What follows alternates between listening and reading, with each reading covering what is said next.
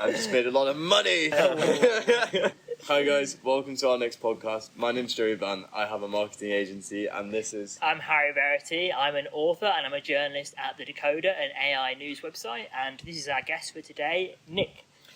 Hi, I'm Nick. I'm the founder of Hairstyle AI and drumloopai.com. First of all, what is Hairstyles AI, and how did you come up with the idea? Hairstyle AI. Sorry. Although I did buy Hairstyles AI domain as well. Hairstyle AI, in the simplest term, it's a virtual barbershop, and it's an app where you can upload a bunch of selfies of yourself. The AI will give you a whole gallery of different hairstyles and hair color options, and they look pretty damn realistic. So it's not your kind of face swap app or whatever. It is actual AI model that's trained on your face. It learns your facial features and then adds the hairstyles on top of it, and you get a really nice full gallery that you can use for your next look. Very cool. So it could potentially replace, like, if you wanted to go to a salon, you could sort of partner with them, and then before you go to the salon, you could see what your hair looks like already, so they know exactly what to do. So you don't go to the hairdressers and you kind of risk it and come out with some wild look. Yeah. That could definitely be an evolution of the app I have. I think at this moment the generation time is around 30 minutes. So it takes a while to, train the model on the face, on the input data and everything, and generate the gallery. Mm-hmm. So if you were to be like, I want to go into a barbershop and I want like an instant preview of what I'm going to look like, that's not possible at this moment. In the future, with some clever engineering, if you get it down to something that's near instant, that could be an opportunity. Or the customer is an existing visitor of the barbershop and you could hit him up and say, hey, do you want to preview some styles? He'll get them in the evening and you can come in for your appointment tomorrow and go for this color or something. That could be another way to do it. Can I just ask for someone? I would say there's a lot of people out there who want hairstyles to keep up with trends and what's sort of popular at the moment. Does your AI understand the current trends at the moment, and does it sort of help show, I don't know, does it, how sort of down the line does it go? Not really. What I've done is I've gone for I've looked at what are the most popular styles, right? And I've even kind of talked to some barbers, and from that conversation, I figured out for guys, it's really there's 8 hairstyles that guys go for. It's like a buzz cut, short cut, kind of taper cut, undercut, really the most popular one. And so I just went for those styles. And then for girls, I talk to girls and say, yeah, what do you get? And they obviously have like way more options than what they can do, and so I did that. And then I did kind of a thing where I would say I built with the users. So somebody said, I want to try white, cool, we're adding white. I want to try ginger, cool, I'm adding ginger. Another guy would say, I really want platinum blonde, okay, I'm adding platinum blonde. And so I kind of co-created it with the users. Did anyone ever get back to you after they'd gone to the hairdressers and be like, this is what the Hairstyle AI said I look like, and now this is what I actually look like in real life? Yeah. Worst recommendation ever. Yeah. No, but from memory, there's been about 3 people who, they did my app in the morning and they had a hairstyle appointment in the afternoon. And so they were a little bit perhaps like, oh, I didn't know this was going to take a few hours. At the beginning, it took longer than what it does now. They were like, oh, but it still worked out. And I do believe that a couple of customers took on board the recommendation and implemented it in real life. And so I'm really happy with it.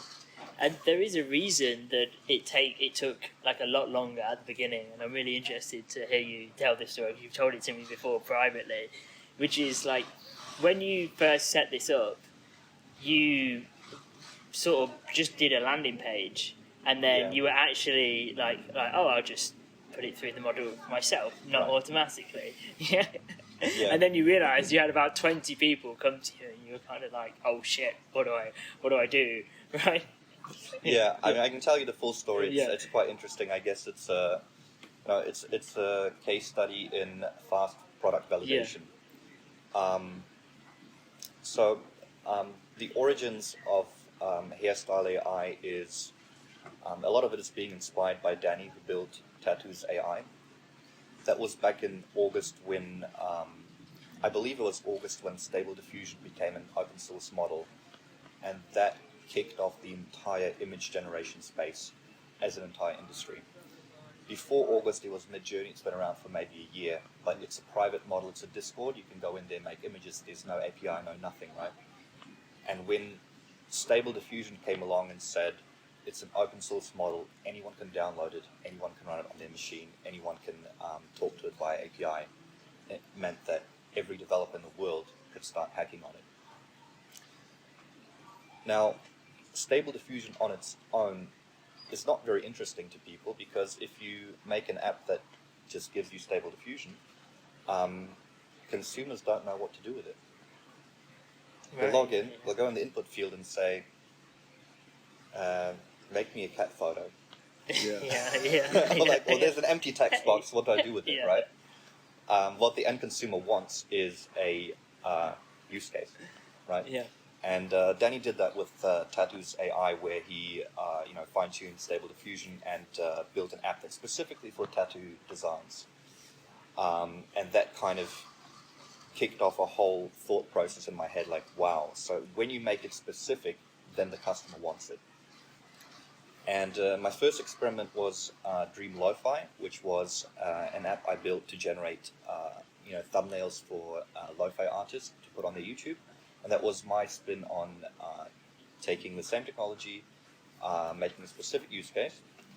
However, I did not do any validation for it. I didn't know if that's something that people wanted or not. I talked to a few people on Reddit, I talked to a few people on Discord, but I didn't persist long enough to actually get useful feedback, and I didn't. It never really went live. I had a wait list or something, but it never really went into production. So that was a failed example of validation, where Hairstyle AI was a successful example of validation that happened in November. So Danny and Peter kind of unlocked the combination of Dream Booth and Stable Diffusion, where not only do you have an image generation AI, but you have a platform where you can take people's faces, or cars, or objects, or products, and you can really fine-tune Stable Diffusion to understand that person or object, right? And so when they launched the Avatar product, it completely blew my mind. And I was, end of October, I was walking around for 3 days completely obsessed. I was not able to sleep. I was just thinking about what are all the different use cases that I can launch myself. Where can I take this technology, right? So the avatar model, these are these things that people probably remember this, right? Where you upload a picture and then suddenly you're an Egyptian, you're a spaceman, you're a Roman, you're whatever you want. It was really popular for a while, right? And Danny had one of the earliest ones, I guess. Yeah. I believe Danny and Peter they launched at the same time. Yeah. They were the first people to do it. Yeah. And it really took off, and then everybody had their social media profile replaced by a spaceman or by a warrior or whatever, right? Yeah. So it's the same underlying tech. But I looked at this, and a few days later I'm like, hairstyles. Oh my God, you can preview hairstyles with this, right? And coming back to the landing page, when Peter launched his one, it was an HTML page, black, white text, and a stripe buy button. And I'm like, what? You can do that? What, you can do that? And he made money, right? And to me that meant, you have to unlearn everything you know about landing pages and conversion rate optimization. Anything you know about marketing and websites. It's like, if your idea is good enough, people will buy off a shitty page with a buy button. And that blew my mind as well. Yeah, that's why I wanted you to tell that story, because when you said it to me, I was like, what? You just literally create a website with a Stripe account, and Yeah. then if you have a great enough idea, people will sort of, in a way, pre-order. It's like pre-ordering a book. But you haven't Exactly. actually written the book yet. You haven't actually Yeah. written the software yet. So I yeah. built it in 24 hours Yeah. on the 1st of November, and I spent the whole day in the co-working space. And what I did is I was testing AI models. I was talking to the AI and trying to figure out if I can make hairstyles work. Found the model. I had a proof of concept. So the tech in terms of like implementing the hairstyles, it was there. I was able to do it. But instead of building the product, I built a landing page. A bit more sophisticated. It was white. They had pictures. They had headlines. It was. I'm kind of good at writing headlines, and and I put a type form on it. And Typeform is absolutely amazing. It's like Google Forms, but when you launch it, you can embed it in your website, and it launches kind of an app-like interface with one question at a time. I don't know if you guys have used it. You've probably used it before. It has an app-like feel to it. It's just a form, but it's damn fancy. And I believe many people could mistake it for an app. Mm-hmm. And so I went through a couple of questions, what's your gender, what's your name, blah, blah, blah. And at the end, you just link to Stripe checkout. And that was it. That was the entire app. I launched it. I put it up on Reddit, got no response. I put it up on Twitter, and it blew up. Landing page blew up. People started retweeting it, and that same night, I had 23 orders. Yeah, pretty wild. What was going through your mind when you got through those 23 orders? And I don't know about you, but I think I would be like, how do I fulfill this? What am I going to do? All these people have paid me. I don't know what to do. Were you confident that you could? Were you overwhelmed? Or Absolutely overwhelmed. Yeah. There's no other way of saying it. And the interesting thing is, I put it on Reddit, and it got no response. I mean, at that point, I still didn't know if the idea had any merit. Mm-hmm. And it's only when it got traction on Twitter when I'm like, oh wow, I am onto something. This is actually good. And even the images I put on the website, they were really bad. I was using a different AI model to begin with, based on Gun. It was really bad, but it was still good enough for people to want it. People wanted to try it out. And when I got the 23 orders, it was me in my room with my laptop. People would upload their image to Typeform. I would download them. I would resize them, reformat them, upload in the AI model, do the thing, download them, curate them, put them to Google Drive, and send them over email. Completely manual. It took me like an hour per order. It was insane. And people were paying like, I believe I started with $5, and then I raised it to $10. People kept paying, and I raised it to $15. By day 2, we had another 22 orders. And by day 3, we had like another 10 orders. And by day 3 or 4, I mean, I was hopelessly underslept, overwhelmed. And now the Stripe emails were giving me like anxiety, because I'm like, I got money, yay. I need to fulfill the order. Yeah. So at some point it was like, my girlfriend at the time, my brother, like my other brother, we were like all sitting and, just cropping pictures and downloading Typeforms and filling out spreadsheets and sending out emails where I had the whole family and friends involved to try to just keep up with the fulfillment. Wow. The initial order page said 24 hours because I couldn't fulfill faster, and then I couldn't even fulfill it in 24 hours. I had people email me after 28 hours like, hey, where's my hairstyle? I'm like, shit, it's coming, don't worry, it's coming. It's on the way. Yeah. How did you get into the AI space? What's your background? Yeah, that's interesting. So I'm actually an electrical engineer that did a bit of software during his studies. I got into web development a couple of years later, and in New Zealand I launched a web design agency.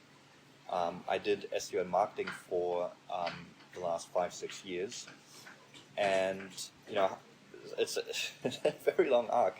But I guess after years of doing marketing, I kind of felt the pull to get into software products. My first app was SEO Hero, which is a audit tool for agencies, and it kind of plateaued, and I stopped working it somewhere around summer last year, and then Stable Diffusion and things people were building on top of it was really kind of the inspiration for me to get into AI. I guess the earliest touch was maybe in 2021, where we started to use Jasper as part of our SEO content strategy. This was early days of AI content. We started testing it on our own websites. We started testing it on client websites. It was still like 50-50 human and AI. We'd get outlines written by AI. We tried to see if it ranks, if you can optimize the articles. That was my first touching point.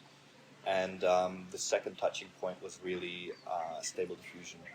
To me, having an image model that anyone can prompt, just opened up a sea of opportunities. I think it's interesting that you kind of got into AI through these tools, Jasper AI. Yeah.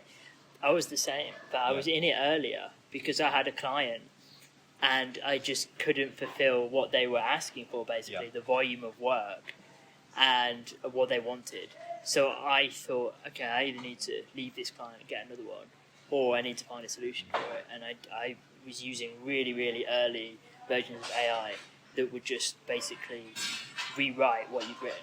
And you still have to put it through the plagiarism software. You still have to put it through copyscape. You still have to edit it a bit. But it just reduced the time by maybe 30-40%. And then I was in it in 2019. Before early it was days. All popular. Early days. So then Jasper, of course, changed it. And then, of course, ChatGPT came along. So I'm quite lucky that I saw the whole journey, and that was really my path. Nobody was talking about it. No, I heard it from friends like, I think it was even called Jarvis before. Yeah, I remember it was, and they had to change it for copyright reasons or something. Yeah. And I picked it up. I'm like, okay, I'll have a look into it. Yeah. There's Jarvis. There's one called Word AI. There's an early one. Quillbot. There's another one. Yeah.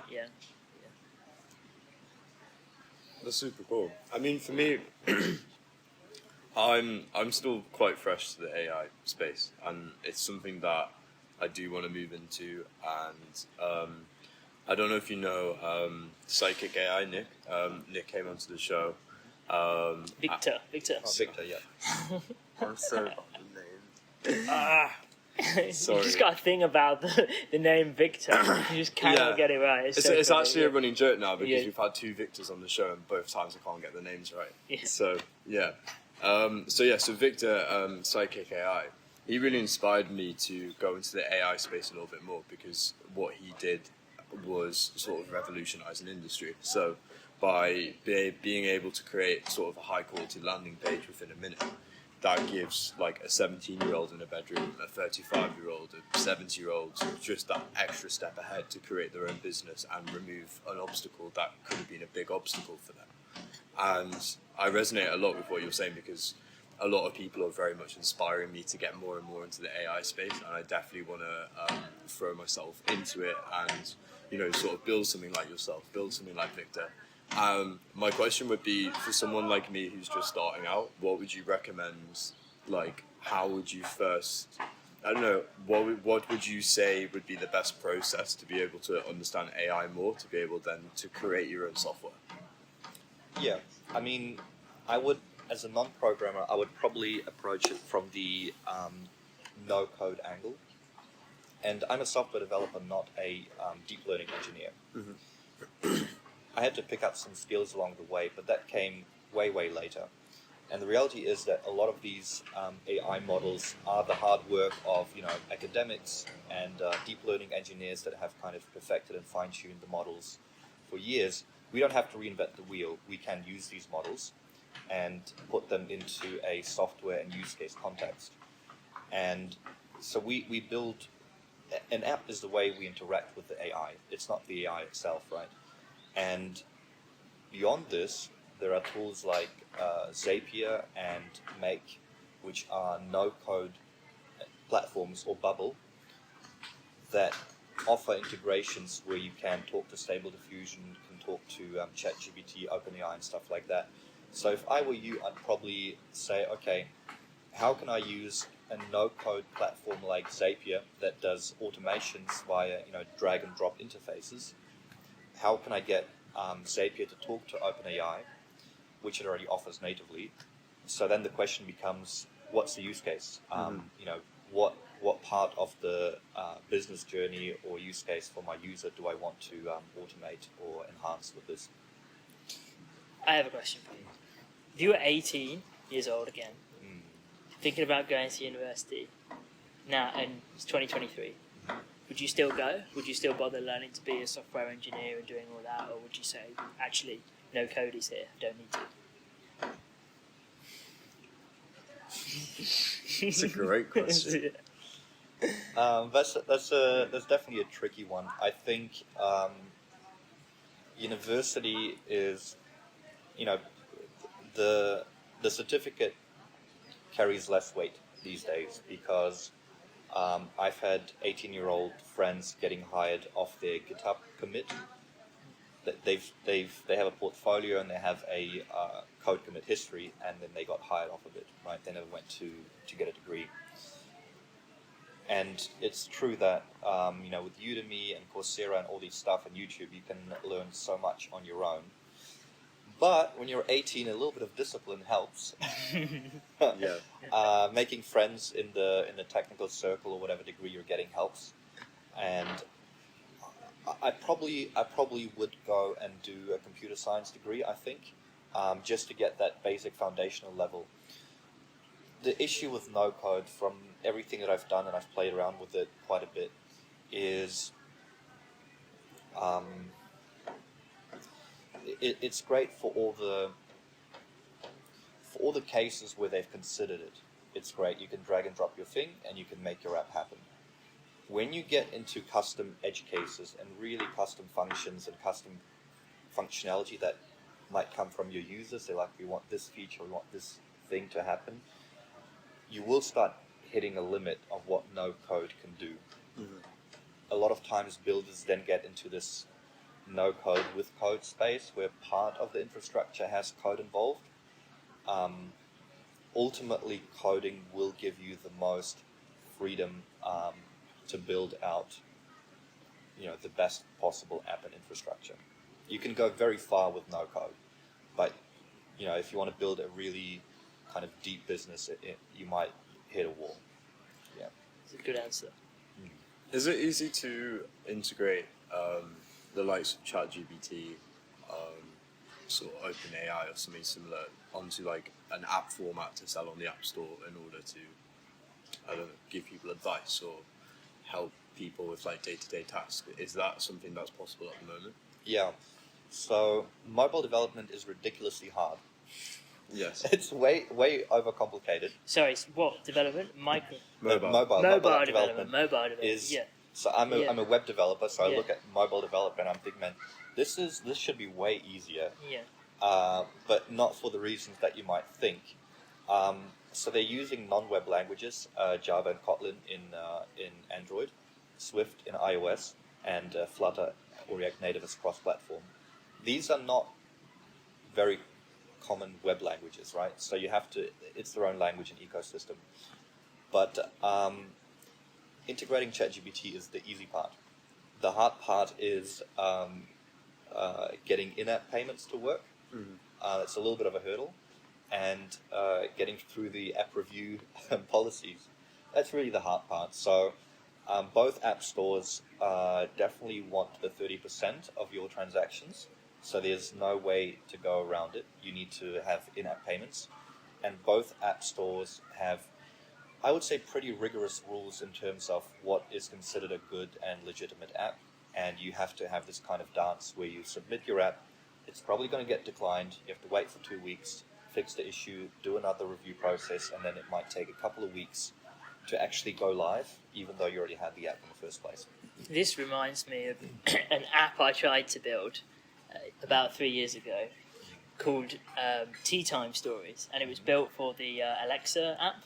So the idea was you would speak to it and you say, Alexa, tell me a tea time story, and it would give you a segment that you could listen to while you waited for your tea to brew. So it would be text to voice, and then there would be a sequence, so it would remember where you were, and then the next day it would tell you the next part of the story. I thought it was a really cool idea. I like it. Yeah. So I had a developer build it for me, really great guy. Paid him $1,000 to develop it during the kind of lockdown. It built it. We submitted it to Amazon. Amazon even ran a competition to help to inspire people to build apps for Alexa, and then they just rejected it without a reason. And I said, "Can I get a reason?" And I kept asking. Submitted it again. No reason. And I had to actually find somebody who was connected in the Amazon community and ask them, like, can you find out, like, why has it been rejected? What can we do to like fix it? Is there something wrong with the code we don't know? And they said, oh no, it's probably just an unwritten rule that Amazon haven't published, that they don't want storytelling apps because they have Audible already, and that steps on their toes. Right. And it's AI, Right. and the voice is not good enough. So you spent all that money building it, and there was no criteria of what they reject and what they don't reject. It was a completely opaque process. So hear your frustrations about that. I've been there, done that, got the t-shirt. 100%. A really big frustrations among my mobile developer friends is age limit. If you have any sort of profanity, the age limit goes up. The minimal requirement for the age. If you have user-generated content, it opens up a whole can of worms. User-generated content means people can upload stuff. Now, Android wants to see you have a whole takedown feature, report feature, submit a form report, unwanted content feature, and they want this whole kind of set of things that you now need in order for them to allow you to let users upload content. I have a friend that's really struggling with this. The most ridiculous rule I've heard is that they won't accept an app even if it's perfectly fine in what they consider saturated categories, where they say, we already have enough apps in this category, we won't let your app enter. We've got enough of these. It's crazy. I think it's a bit crazy, yeah. It is. It's so crazy. Have you seen that change in recent years? Because obviously it's a big talking point at the moment about free speech versus, I guess, moderated content. And we've seen platforms like Facebook become, I suppose some people would argue, a bit more censorious. Do you think that has changed, or do you think it's always been like that, and it's just we're more aware of how many rules there are? Or do you not know? I mean, I think both things are accurate. Yeah. So the policing has been happening in the underground just by virtue of the algorithm, right? Yeah. There's no way for us to tell if Facebook would, say you make a post, the broadcast variable is 100%. Well, what's to stop an internal moderator to set the broadcast variable to 80%, and now 20% visibility is lost? Well, we don't know about that, right? We don't. I assume that's what's going on, right? It's definitely that in recent years it's more of a hot topic, and it's been brought to the foreground with the also kind of fake news disclaimer or something on Facebook. On the free speech, I mean, it's a massive topic, but on the free speech debate, I will say that I'm leaning towards more on the open discussion, strong free speech side rather than external policing side. And my take is that it's good to have different perspectives, even if some opinions are wrong or bad. It's important to have visibility and discussions around them, rather than to try to kind of, reduce visibility or kind of, shove it under the rug and hide it. Yeah, for sure.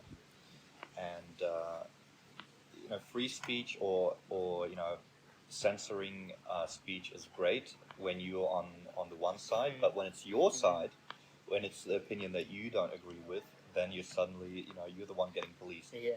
How do you think that works as AI is moving forward?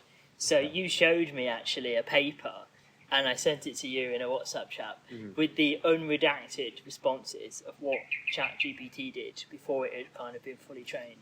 So if you ask ChatGPT, how do I murder someone? It gave you responses. One of them was that you should go and buy a lottery ticket and hope you win the lottery, and with that money you'll be able to do more things to be able to kill people. That's a good response. Yeah. Yeah. You said you think it's kind of a shame because it's like it's killing the creativity of it on the one hand, but on the other hand, you have to do something, to stop people being able to ask you, how do you build a bomb? How do you do X, Y, Z? I mean, what's your opinion on that? How do you balance that? Yeah, I think Elon Musk is kind of strong on the narrative that OpenAI is kind of, enforcing, steering OpenAI or ChatGPT in a very woke direction, right? Yeah. And kind of, hindering its creativity, right? Reducing its creative output, kind of making a bit more, a bit less useful and a bit more useless, right? And that's kind of a shame. I do agree. I think ultimately we should get as close to what is still legal. Keep it open within the frame of what is legal, right? So, the cutoff is where you cross over a law, right? For example, in the social media space, threatening someone's life is clearly against the law, and so that's when law enforcement should step in. And I guess that is also where a social media company can step in as well, right? In the context of OpenAI, it's a tough question. Yeah, I'd like for it to remain as open as possible. I'd like for it to not suggest how to build a bomb also. So I see where they're coming from. Yeah. But let's make that information not super easily accessible. Yeah. Interesting.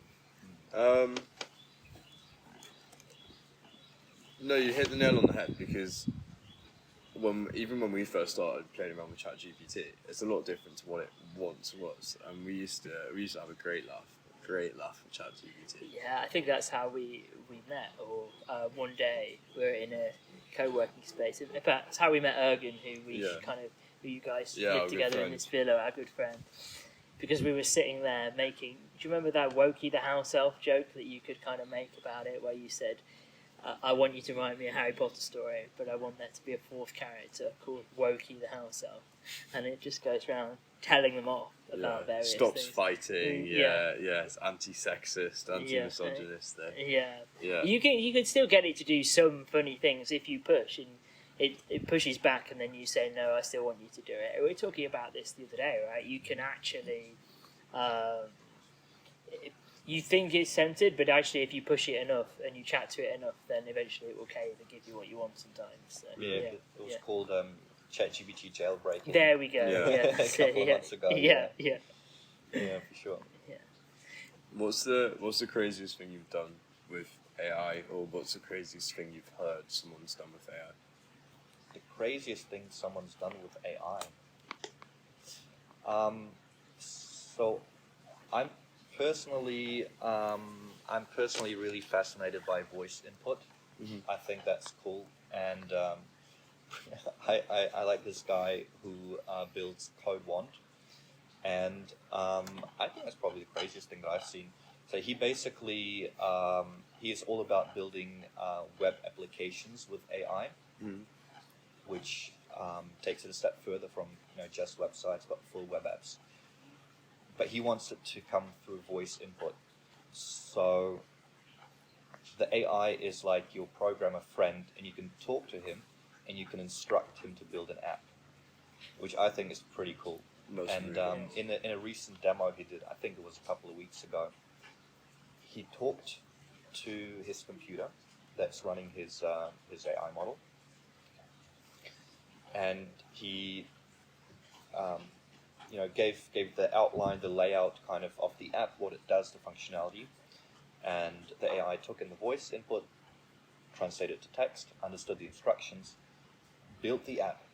But then the next step is it launched the server, deployed it to the browser, set up a GitHub repo, which is where programmers keep the code. Mm-hmm. GitHub repo, server deployed the app, and a few minutes later the app was live. That's crazy. Wow. That's crazy. So it's talking about, you can do no code. You don't even have to do no code anymore. You can just speak to your voice notes. Yeah. Just speak and manifest it. Yeah. Very good.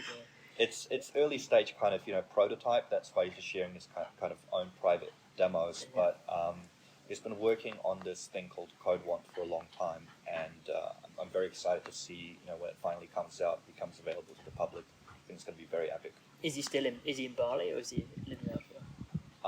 I don't think he's in Bali. I think he's somewhere in the US.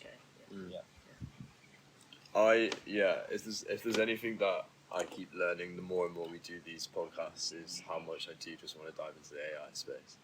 I feel like I need to find something.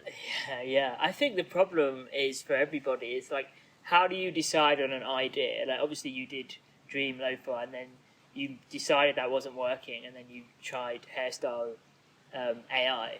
It's like, how do you settle on something is the hardest thing, because there are so many opportunities, so many things to do. You really kind of have to stay focused. How did you manage to sort of decide and settle? Were you just putting ideas out there and sort of testing them? Did you have a time frame in mind? Did you think, okay, I'm going to work on this for 6 months. If it doesn't work out, then I'm going to scrap it, move on to something else? I did it by first doing it all wrong. Yeah. And then learning from my mistakes and becoming better. And I think that most people, when they're building a software product, have to go through this journey. And it's almost a rite of passage, because it's a bit of an inside joke in the indie hacker community that you build in silence, which means you don't talk to anyone. You build for 6 months in silence. You build every feature under the sun, and you have 0 customers, right? Yeah. And then you're wondering what went wrong. yeah. And let it be known, like, I did this shit. I built in silence. My first app I built in silence for a year, right? That's a year. Did I have a customer? I might have, by that time, have had 1 or 2. But I built for a year in silence. And I had like a perfectionist mindset. No, it's not ready yet. No, it's not there yet. No, for sure people will love it once it's perfect. But right now it's not, so I need to keep building. I don't talk to anyone. I don't do any marketing. I don't do any promotion. and then you end up with a failure, right? So I did that mistake, and now I know that I will never do that mistake again, right?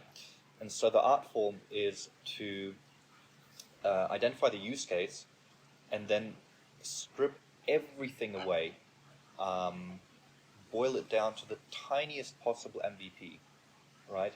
And I built it in a day, but I would set the limit of building it in a week, because your first version does not have to be anything even close to the final version, right?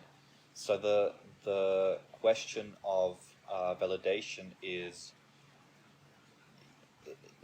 it's just about if people want it or not. That's the hardest question. Do people want it or not? If people want it, then that's a good problem to have, because now you have demand and maybe even financial resources to deploy towards it, right? So the idea with Hairstyle AI was a quick landing page with a checkout button to see if people want the thing or not, right? And the mindset I went into it with is, if people don't want it, it's fine. That's fine. Who cares? So then I try something else, right?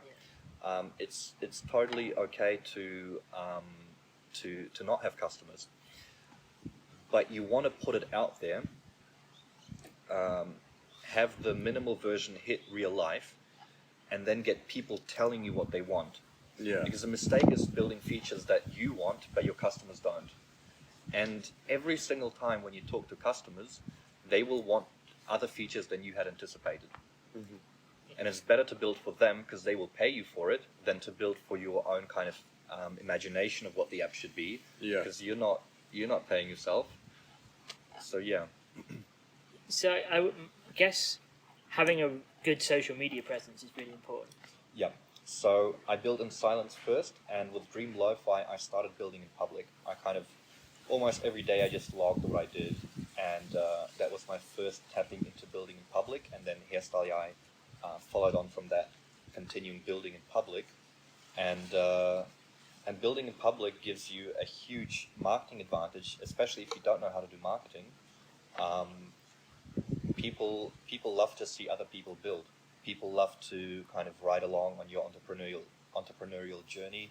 Yeah. Kind of sit in the passenger seat while you're driving, and that gives you an opportunity to just post demos, post examples, post happy customer feedback, post results of your app, and that's marketing in and of itself. It's true, and we talked about that earlier, didn't we? Because we were like, oh yeah, I remember Jasper. I remember when it was Jarvis and it was just a startup. We were kind of part of that in a way. That's right. Yeah. Oh, I had another question. What was I going to ask you? I would say 7 days. 7 days. 7 days. That's all you need. So to test an idea. Don't do it longer. Okay. And I will say this, and I know if it's your first product, you will still take 6 months. Yeah. But if you can, do 7 days.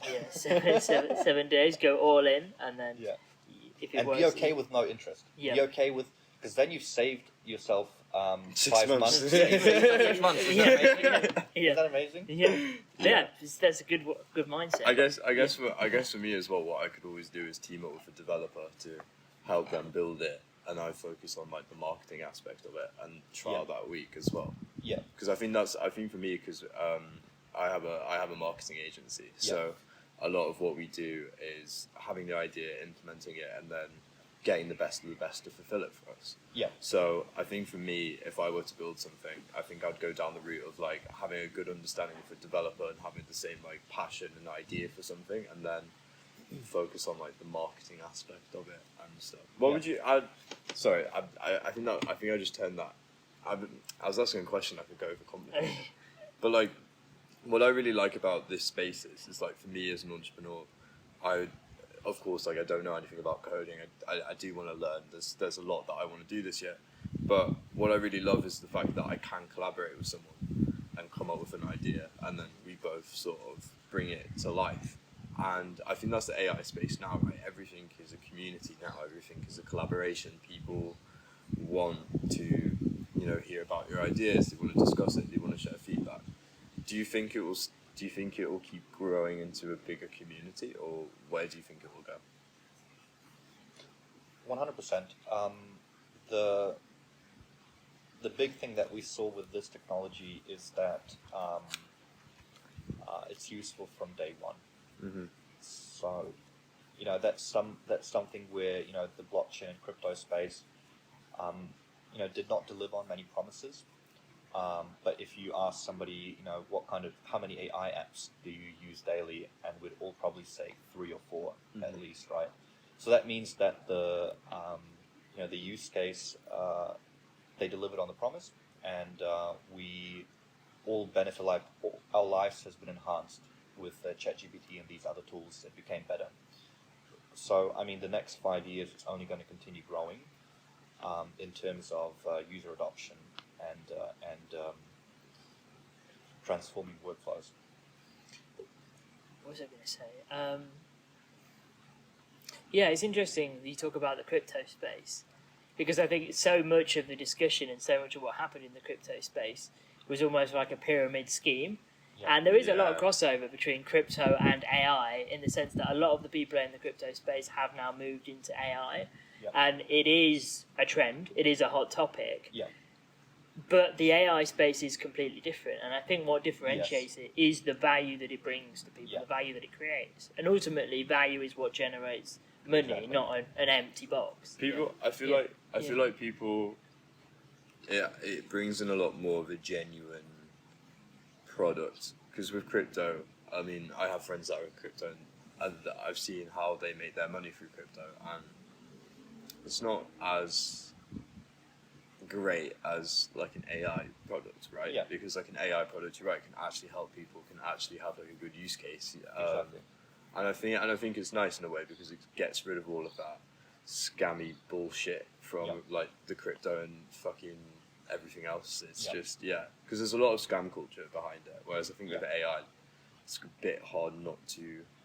I mean, it's like drop shipping, right? It's like you've got people that'll do no shipping, where it's like they'll make a landing page, people will pay, and they'll never deliver it. Whereas with AI, it's very much. I feel like everyone in the space right now is very genuine, but because it's a community, people are stopping people from taking advantage of it, I would say. Yeah, and don't get me wrong. I think if we talk about the hype cycle, I think we've got about 6 months left. Like 2023, the year as like an AI hype. But the next years afterwards are still going to be, the adoption's not going to stop because the technology is truly great. And yeah, I mean, this was like my test is like, how many blockchain or crypto apps do you use every day? I assume zero. Zero for me. But if you say AI apps, we use 3-4 per day. So that's the ultimate test. Yeah, for sure. And it's funny you talk about no shipping. It made me laugh when I heard that term. It's like, so you mean just scamming people? So it's like drop shipping, but you don't deliver the product, right? Yeah. And I think it speaks to how much they dress up what they do as being professional, as being something when it's not. And I think we've seen the fall of some of these people, like Sam Bankman-Fried, of course. He was sort of this hero figure, and then it turns out He wasn't. he wasn't, right? I don't see anyone in the AI space, going to jail for Does the product actually people. do something? Right? Yeah. People pay for it, and they get the output, and everybody's happy. And I see the crypto space as like AI is almost like crypto part 2, in the sense that crypto was just the platform for monetary payment, and then AI is the value in the apps themselves, that when you join them together in a way it gives value to crypto. For instance, you can use obviously the blockchain for micropayments, for social media sites, rather than kind of having to pay for it, things like this. There are legitimately good blockchain applications, but for 95% of the cases, we don't need a blockchain for it. Yeah. Because we were promised every single technology in every single vertical and sector under the sun powered by the blockchain. Yeah. We really need it. Yeah.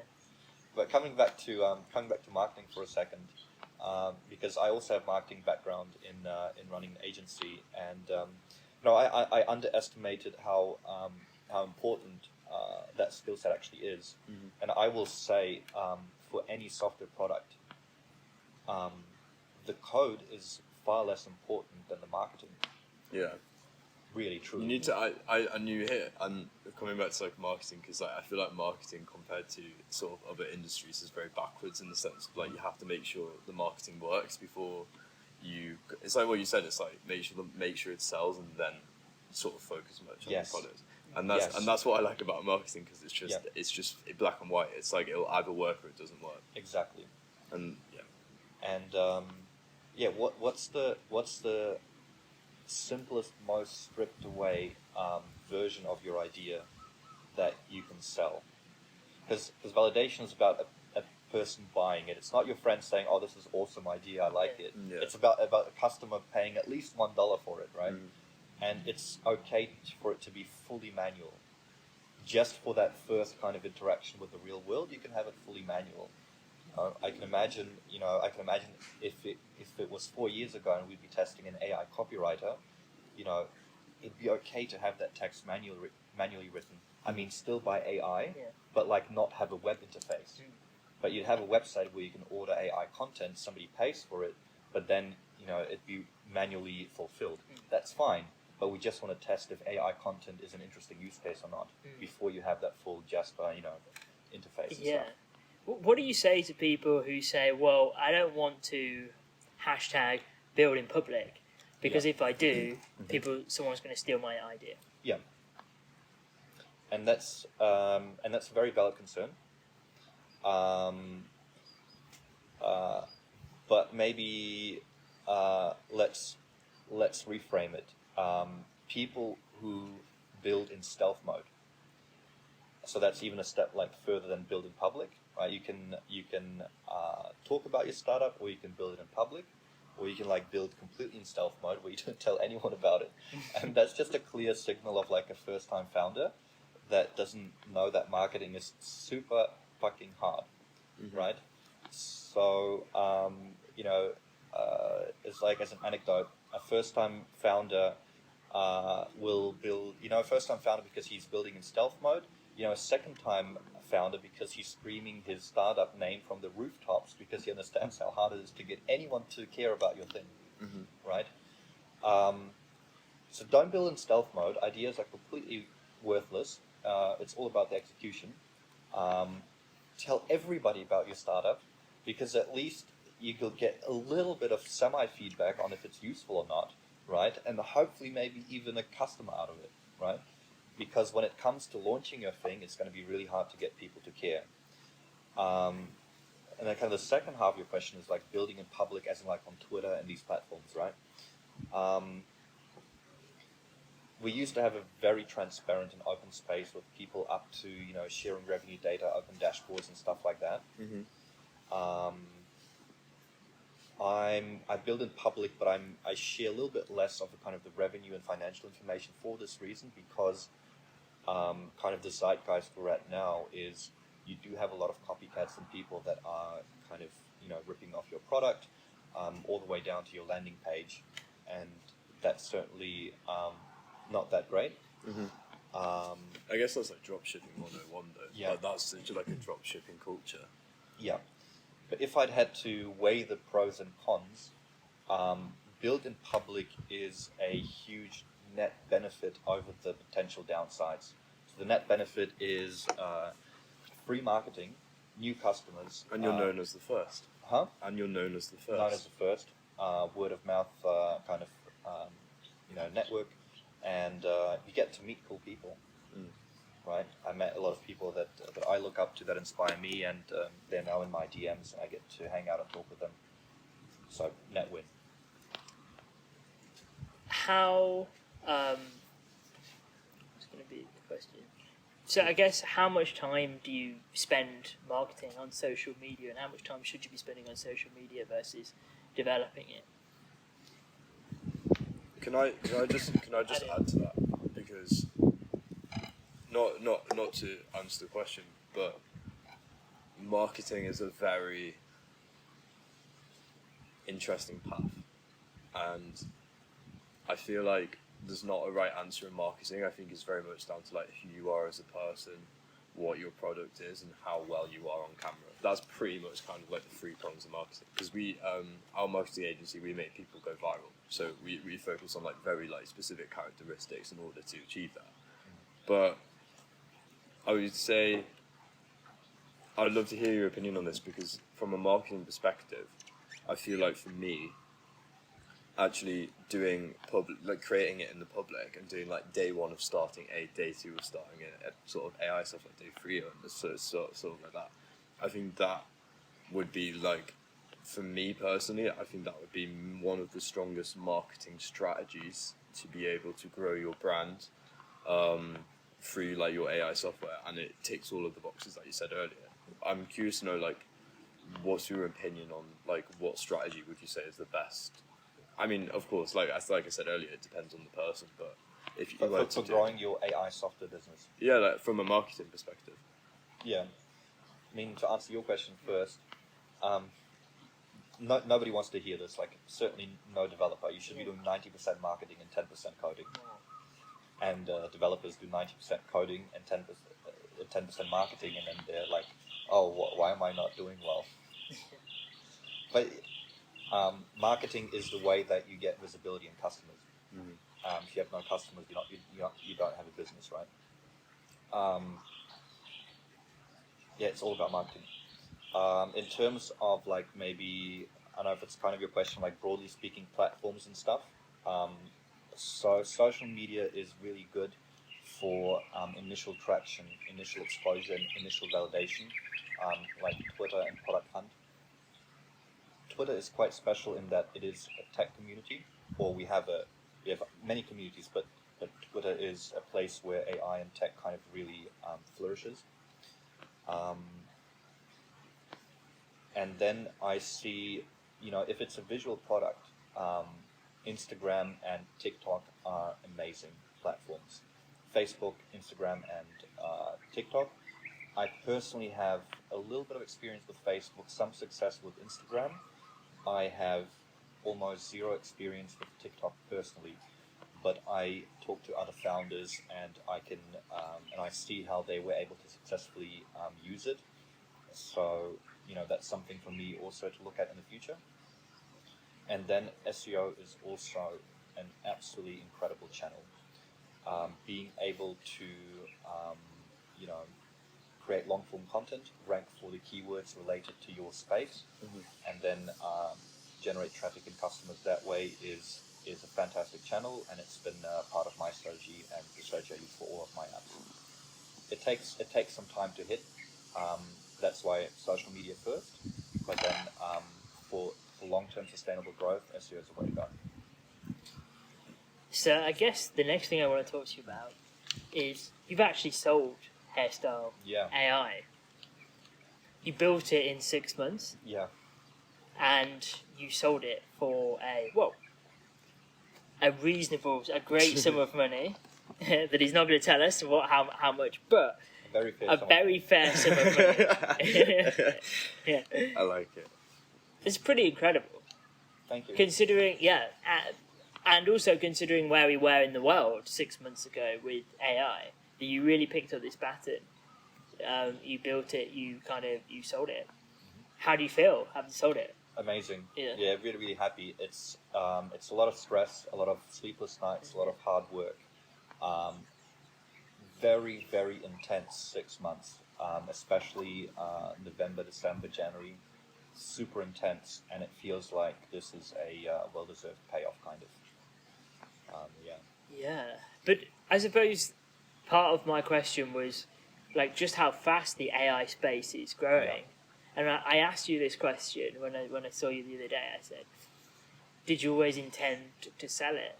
Because do you feel like if you didn't sell it at some point, the technology is becoming so easy and so easily available that if ChatGPT just decided I'm going to have a hairstyle input plugin, kind of that's boom, that's kind of you done. Yeah, you never really know. You can't really predict it. I certainly did not intend to sell when I built it. As I said earlier, when I built it, I didn't even know if the idea was good or not. Like, it's a great idea in hindsight, yeah, but when I built it, I had no clue. If I didn't post on Twitter, it might have still be like a unknown landing page with no customers, right, and no app and no business, right? Build in public. That's the slogan of today's podcast. Yeah, it definitely helps. I did not intend to sell it when I started out, so I didn't even have a validated idea. So it was not like how do you call it? There's a name for it. Like, is it flipper business or something? Oh yeah. It was not a flipper business idea at all. It was a I don't even know if this is going to work business idea, right? Yeah. And it turns out it worked, and turns out there was great demand for it, and basically 4 weeks after launching it, I built out the full web app myself, and turned it from a kind of manually me sitting there trimming images into a fully fledged web application that's fully automated. Customers come in, sign up, log in, pay, upload their photos, check out, get their thing in the cloud gallery into a real app. And I kept kind of fine-tuning and optimizing and making the product better, and responding to customers and stuff like that. And I think a few months in, I guess I hit a bit of a technical plateau or technical limit where I'm like, well, I'm a software developer. I'm not a deep learning engineer. There's clearly demand for the product to go to the next level in terms of the technology and the quality that we're producing. But I might not be the best person to do it. So yeah, that's where I kind of started looking for, well, is this maybe a good time for, maybe a fresh set of eyes and hands for the project? So I kind of listed the app on a couple of marketplaces and started just getting a understanding for the interest level, really. Not even with a strong intention to sell, but just to see like, well, this is my revenue data, this is my customer base, this is my traffic, what could this go for? What's the acquisition potential on this startup? And, a few weeks ago when Danny reached out, he saw my listing, and I've met Danny a couple of times before, and he he runs Profile Picture AI and Headshot Pro and a bunch of other apps in the image generation space. And it was an immediate connection, and we're like, okay, cool. So it was a very, very quick kind of conversation, and then we met up, and everything made sense, because he's not just a person who could buy the business, but it's a person who could leverage his deep learning experience and skills, and take the product to the next level. So it was really a no-brainer, and I'm very happy to kind of pass the torch, not just to some investor or something, but to a person who cares about the product and has the skill set to take it to the next level. Yeah, that's crazy. yeah, That's really cool, and it's nice as well because it's almost kept in house, right? Of like people that you like know and trust and believe in. it stays in Bali. Yeah. Yeah, It stays in Bali. Stays in Yeah. Bali, family, yeah. really. Bali Yeah, is such a Silicon Valley right now as well. It's Yeah. absolutely crazy. Tropical Yeah. Valley. Yeah, yeah. Silicon Valley. That's Silicon what they call Valley. it. Yeah, it's Um, crazy. So what's next? Yeah, so I've been working on a little app called. Oh, I forgot. A couple of apps in the pipeline. I'll stop. Do you mean apps? Do you mean mobile apps or web applications? Web applications. Well, so a little kind of fun little app I built was most recently was a ChatGPT plugin called Uberchord, and it's a plugin that lets you visualize guitar chord diagrams inside ChatGPT. I partnered up with the German guitar learning company, Uberchord. I'm a guitarist, so I kind of have the problem of looking up chords on Google, and the images are really shitty most of the time. So I used their API and hooked it up with ChatGPT, and now you can type in, hey, show me how to play E major or F major 7 or any complex chord you want. And it will render a diagram inside ChatGPT with all the possible chord positions. Because you showed us before that before this plugin, if you just asked ChatGPT this, it would just describe it. It would just give you an entire paragraph saying, put your finger here, do this, do that. So and now when you do that with the plugin, it just gives you the image, right? So sorry, if you don't mind me asking, what do you mean by a plugin? So it's in your website, and basically they have to access your website to be able to get this information. So ChatGPT plugins is like, the next app store. You could say it's the app store of ChatGPT, and basically you build an app but without a front end. It's like just an API or just a server. It's only capable of receiving data and sending data back. Mm-hmm. It receives a question, it sends back data. In my case, I receive a chord request and I send back chord diagrams. And the front end, the interface, is ChatGPT then, with the plugin mode enabled. And in my case, I power up ChatGPT to give you chord diagrams. That's really cool.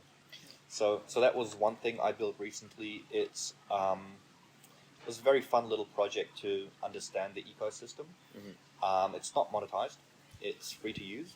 I'm very curious to see what is the discoverability of the App Store. What is the traffic and usage going to be like? That's going to be a very interesting learning for me. And later down the road, say this gets popular and people like to use it, then I'll look at potential monetization options for this plugin. And I've built another app about 4 weeks ago. I launched it. It was called Drumloop AI. It's still called Drumloop AI. Same approach. I built it in one weekend. I took another 7 days to automate and perfect the web app.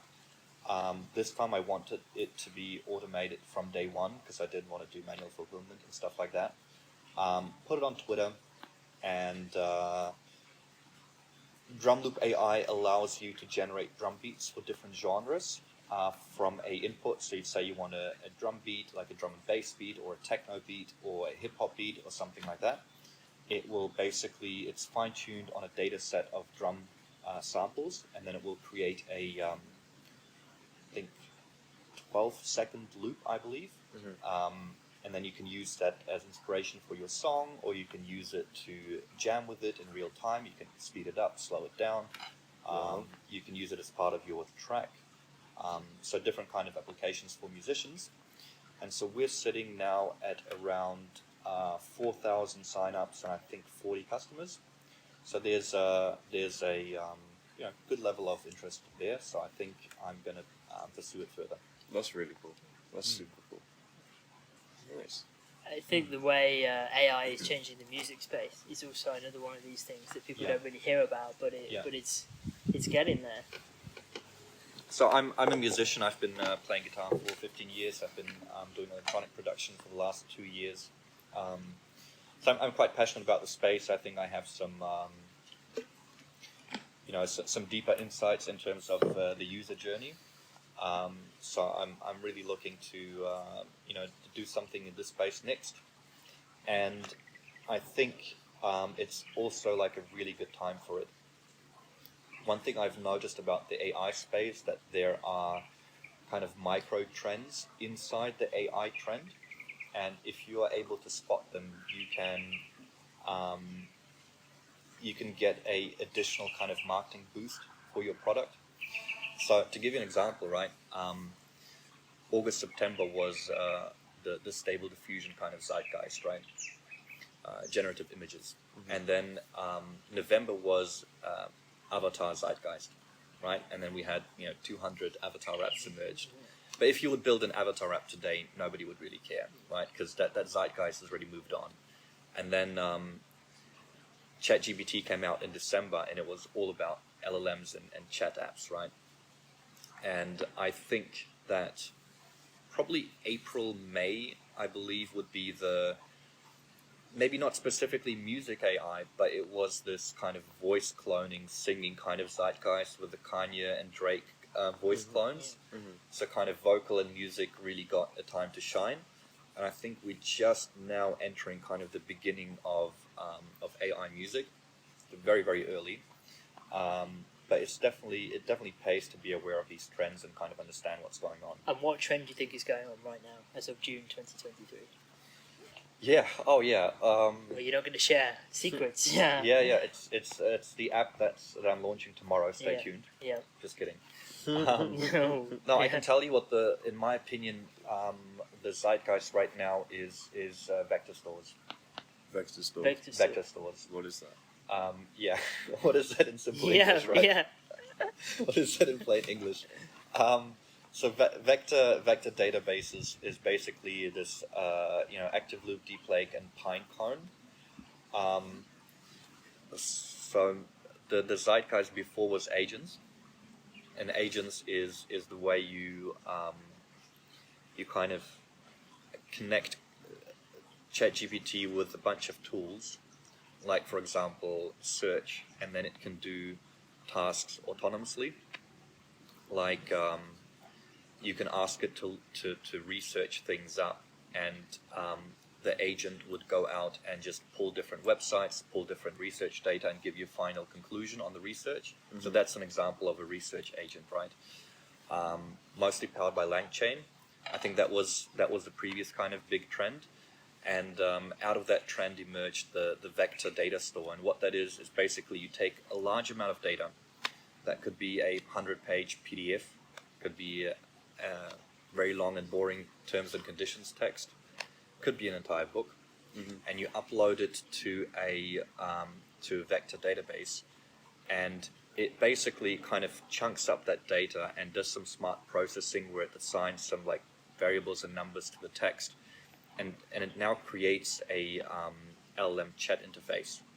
So now instead of reading the super long-winded terms and conditions, you can chat with it and say, what's the condition on this thing? Or like, am I allowed to use the service commercially or something? And you get your answer instantly. It's like its own customer service support for a book. Yes. It's similar to what Victor was building. The first Victor was building with Wisebot.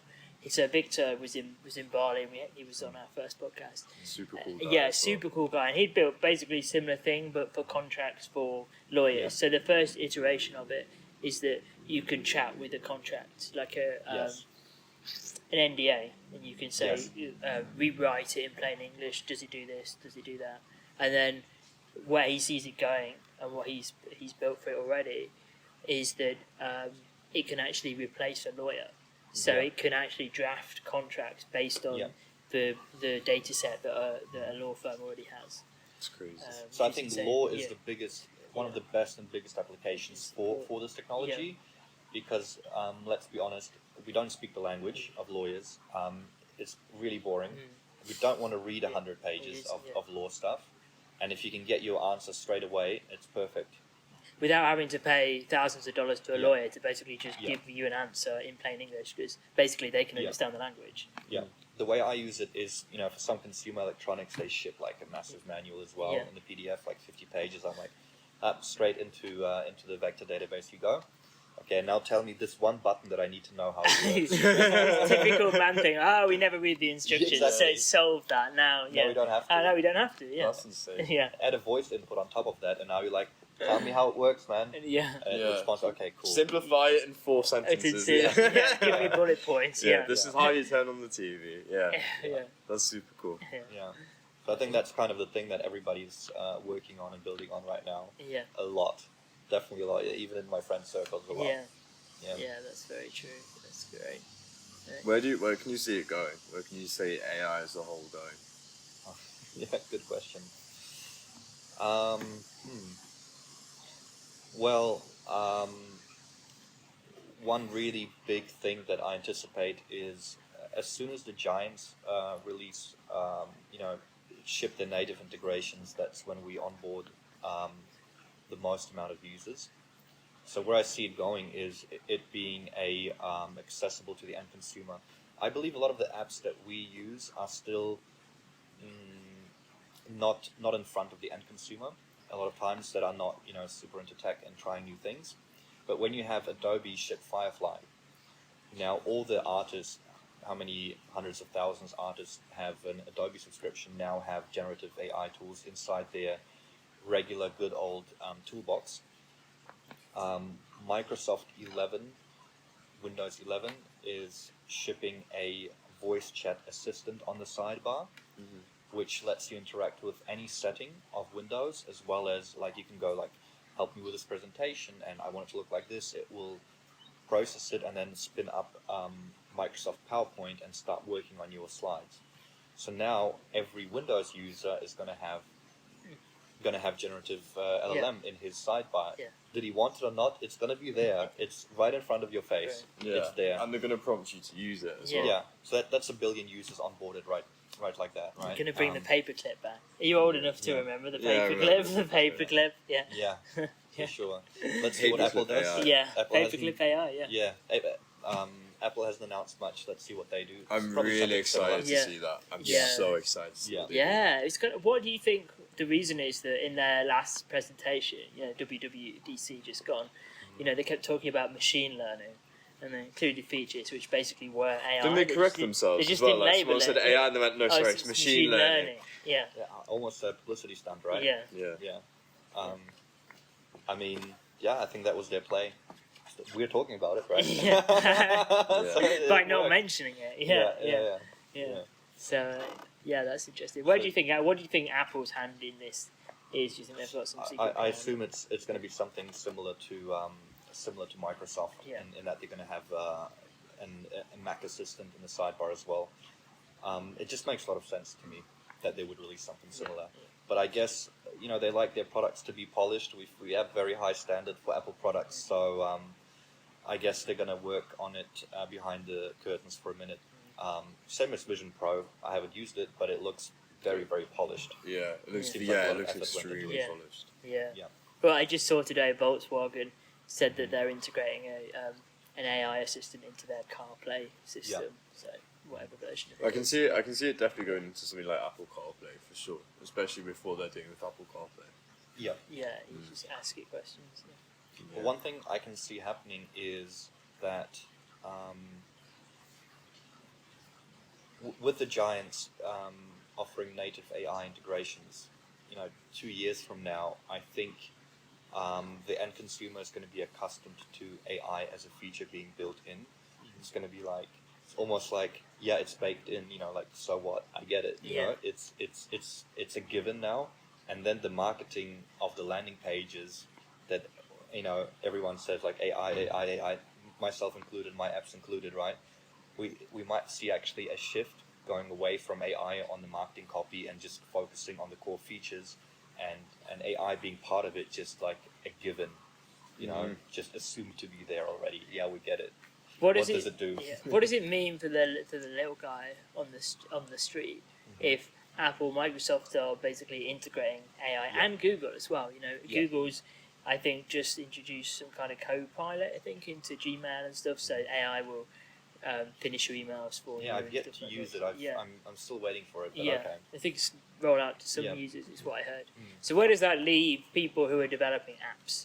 Where does that leave you if you're 18? You just want to start building an AI app. If the big guys, which have all this money, suddenly take everybody out of business by saying we're just going to integrate it. Platform risk is huge. Yeah. Platform risk is huge in the AI space. Yeah. It's very hard to build a moat as a business, and it doesn't have to be a bad thing. I guess I'll elaborate. So I remember a couple of months ago this guy building a Photoshop plugin, right? Generative AI for Photoshop. Amazing idea at the time. Everybody on Reddit was very hyped about it. But then Adobe Firefly came along. They've got it. Is Photoshop from Adobe? I think so. I think so. Yeah. So now we've got Firefly inside Adobe Illustrator and Photoshop. So his plugin is out of the window. Same with people who are building AI for Notion kind of extension, whatever. Notion AI came out. It's a native feature now. And let's be honest, it's going to be better than yours. You know, their engineering team is going to build a better native solution than your little extension that you build by yourself. And also, let's be honest, if it's a if it's a clear use case, right? It's a great feature. The giant will integrate it. They will ship it too.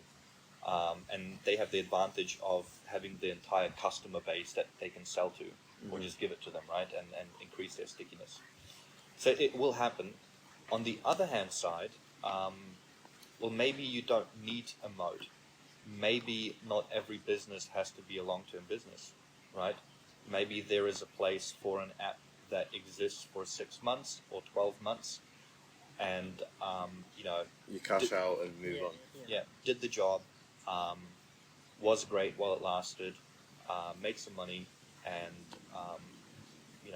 that's it. So I think it's I've shifted my kind of frame to look at things. It is really hard to build kind of sustainable long-term businesses in AI. Not impossible, but harder definitely. But not every business has to be a very long-term one. You can also explore a business that's there for a short period of time. Were you ever on Clubhouse? Do you remember this app? I remember the hype. I'm not. I had an iPhone, but in recent years I did not have an iPhone. Therefore, I wasn't part of the club. There was so much hype around this in the pandemic, and now it's kind of gone away. But I look on it as like an app for the moment, an app for the pandemic to connect everybody. It's kind of nostalgic whether they look at it now. So I don't think there was anything lost by Clubhouse, and it led to Twitter Spaces. If you're flexible and agile, right, and you didn't build up a 20 person engineering team for your AI startup, and you just remain flexible, then it's okay. My Dream Lo-Fi did not become a thing, but the infrastructure, so the learnings I had in image and generative image AI, building the infrastructure, that all became Hairstyle AI. So you could say nothing is lost. So your business that was successful for a short period of time, but then got wiped away by a giant, might be code and learnings that you use for your next idea, next startup, that you carry over, right? And plus, in some cases, when the giant enters, there might be still space for you, and they have raised awareness for all the startups in the space. So you might actually even benefit, at least in the short term, from it. That's great. It's a good way of looking at it. Right. I think. Yeah, that was an amazing hour and a half. So thanks so agree, yeah. much, Nick. Thank Really you. So much fun. appreciate it. Yeah. Yeah, thank you for having me. Great. Thank you. Yeah, we hope you enjoyed. So please like, comment, and subscribe. Subscribe for sure. Hey, there we go.